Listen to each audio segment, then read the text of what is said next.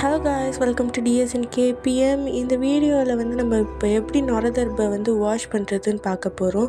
So first வந்து அந்த குழாயில் வந்து அந்த நுரதர்பையை நல்லா வந்து வாஷ் பண்ணிவிட்டு நான் பண்ணுற மாதிரியே பண்ணுங்கள். நல்லா அதை புழிஞ்சு ஒரு 4 to 5 டைம்ஸ் நல்லா அதை வாஷ் பண்ணணும். வாஷ் பண்ணிவிட்டு நல்லா புழிஞ்சு அந்த மாதிரி தண்ணியெல்லாம் எடுத்து விட்டு ஒரே நுரையா வரும். அது ஃபுல்லாக வந்து ஸ்டாப் ஆகிற வரைக்கும் நல்லா வாஷ் பண்ணணும். அதுக்கப்புறம் மேலே இருக்க ஒரு தோல் மாதிரி ஒரு பிளாஸ்டிக் மாதிரி வரும், அதை அப்படியே இழுத்து விடணும். எல்லாத்துலேயுமே அதை ஒன்று விடாமல் அதை இழுத்து விடணும். இந்த மாதிரி எல்லாத்தையும் எடுத்து விட்டுட்டு அப்புறம் அது பக்கத்தில் ஒன்று வரும். இது வந்து நான் வந்து தெரியாமல் இப்போ வாஷ் பண்ணிவிட்டேன். பட் யாருமே இந்த மிஸ்டேக் பண்ணாதீங்க. இது வாஷ்லாம் பண்ணாதீங்க.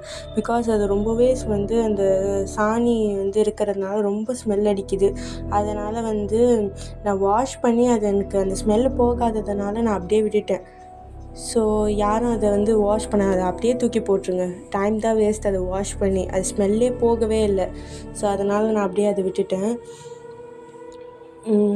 இதை நல்லா சப்போஸ் யாருக்காவது அந்த ஸ்மெல் போச்சுன்னா ஓகே, நல்லா வாஷ் பண்ணிவிட்டு உள்ளே இருக்கிறதெல்லாம் ஒரு குச்சி வச்சு நல்லா எடுத்து விட்டேன்.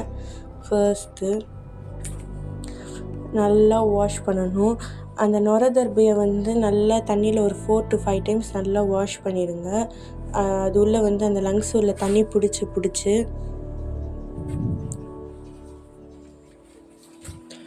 நல்லா வாஷ் பண்ணிட்டோடனே அந்த எலும்பு மாதிரி இருக்குல்ல, அது உள்ளே வந்து ஒரு மாதிரி பிசன்னு இருக்கும். ஸோ அதையும் வந்து மேலேயும் வந்து கொஞ்சம் சாணி மாதிரி இல்லை வேறு ஒரு மாதிரி கருப்பாக இருக்கும். ஸோ அதெல்லாம் எடுத்துகிட்டு நல்லா உங்களுக்கு என்ன மாதிரி சைஸ் வேணுமோ கட் பண்ணிக்கோங்க. நீங்கள் கத்தியில் இது வந்து போடாதீங்க. நான் இதை தூக்கி போட்டுட்டேன். வேண்டாம், இதை யாரும் வந்து யூஸ் பண்ணாதீங்க. நான் வந்து இதை வந்து கத்தியில் அரிஞ்சேன். ஆனால் கத்தியில் அவ்வளோவா அரிய முடியல.